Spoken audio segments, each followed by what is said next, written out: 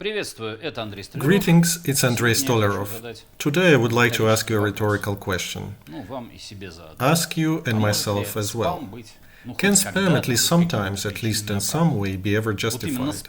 That is spam, not something else, not information violence in a wide sense, but specifically spam. That is mass mailings to which people did not subscribe. Well, you know, I have brought here this book. This is the 11th volume of Lem's collected works, publication of 1995.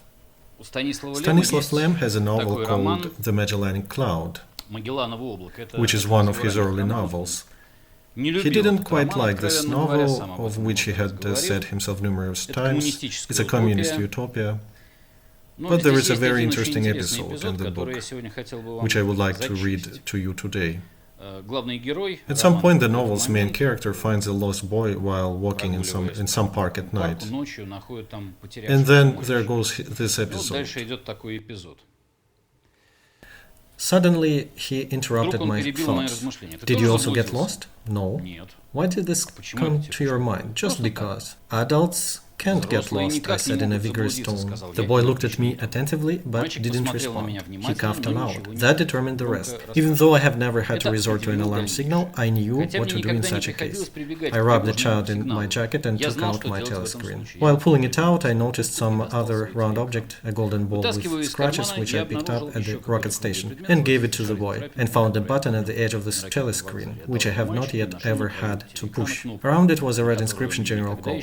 I pushed the button and noise was heard in the device. Human voices, the whistle of automatic stations, the signals of faraway ships, the hum of rocket transmitters, snippets of words, of music, of songs, all of this, merged into millions of voices, was heard from a small flat box. I leaned over the device and quietly, I didn't want the boy to hear me, said, "Attention, a human being is in danger." I repeated this 3 times and began to wait. Something fluttered in the depth of the small speaker. There grew silence, dispersing in ever wider circles, as if someone had thrown a stone on an endless surface of water.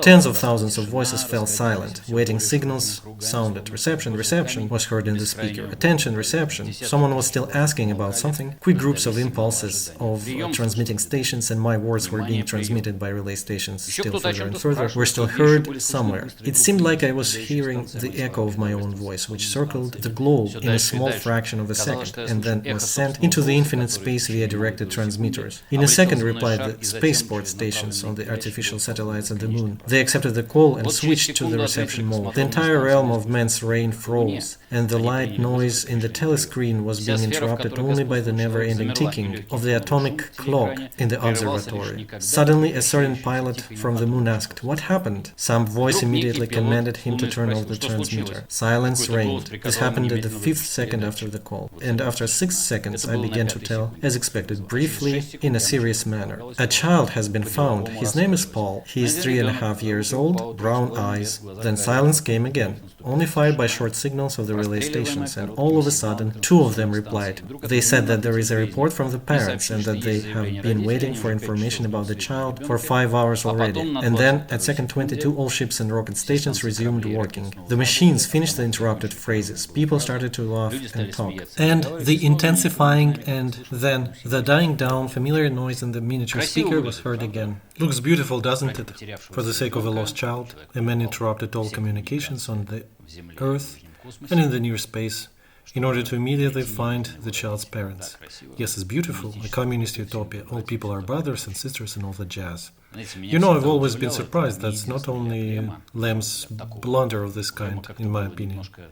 Lem always had a little trouble with arithmetic. Well, let's count a little. Okay, 21 seconds. That's 21 seconds that this interruption lasted. Right. A pause in all communications, so to say, in the entire realm. Now imagine. Suppose that in the world of utopia, there still live, like today, 7 billion people. It is understood that when the novel was written, The Magellanic Cloud, in 1955, there were many fewer people in the world, but let's suppose 7 billion. The rest is so simple. In a year, there are 31,536,000 seconds. This means that if everyone of the 7 billion pushes the button one time and subtracts 21 seconds, then it will be in total, over the span of a life of, let's say, on average 75 years. All in all, in total, it will come to 4,660 years taken away by this call, taken away completely. This means that if we are to count a human life as 75 years, this will total 62 human lives. If let's assume that people of the future live longer, let's say 100 years, or the span of the 100 years, each person pushed on average the button one time. This comes accordingly to 46 human lives. Each of us can probably remember in his or her life an event when one would press such a button. And even if such an event has never happened in your life, don't worry, it is sure to happen. At least once in a lifetime one will use it. So now we have several dozen human lives. Not lives, to be more precise, but several dozen cycles. What does this mean in essence?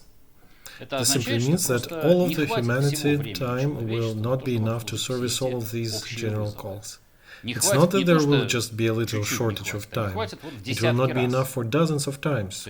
So it's clear that if there would be a button with such a general call, then it would become necessary to bury this entire interplanetary communication system, because it will just service these general calls, which won't be interesting to anyone other than the relevant emergency services.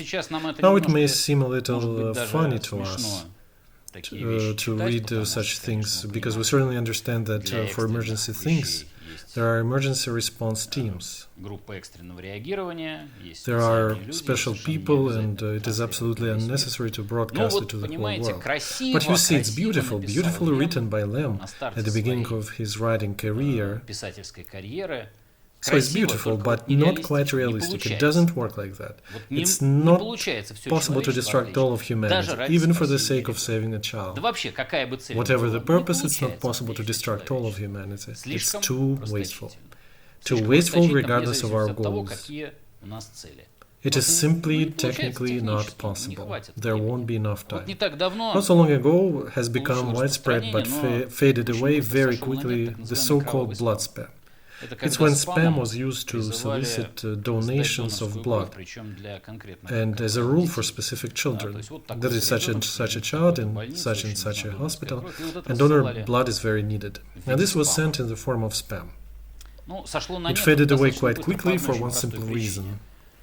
It became clear quite quickly that in some cases, even in many cases, in reality no one was waiting for any donor blood. The emails contained contact info of completely irrelevant people who had nothing to do with ailing children. They felt very uncomfortable. They had received a flurry of calls with offers. But there is another thing. Even if it had not been like that, even if in reality someone had really required some donor blood, is it correct in such circumstances to utilize spam? I risk to suppose that a person who is not going to become a donor will not become one, even if he'd get spam about it, even more so. Especially if he gets spam, he'll think thrice whether or not to do it. But even suppose that not all people hate spam as much as I do. Suppose that something can influence that person. But honestly speaking, if a person wasn't going to donate blood, wasn't going to become a donor, he's unlikely to do it under the influence of spam. But someone maybe will go to donate blood for a particular child, but this would mean that a person would likely become a donor anyway. He would just give blood for someone else without specifying for whom. And this in turn means that for that child about whom it was written in spam, blood will be found, but then it will not be found for someone else. That's it. And as a matter of fact, why should it be found for this child and not be found for someone else? Is it just because his parents are so unscrupulous as to use spam? That sounds very crooked, weird, and nasty situation. So one way or another, it looks like spam has no justification. That's just because our beautiful words that sacred ends justify anything, they are shattered by harsh reality and by simple math. Thank you for your attention.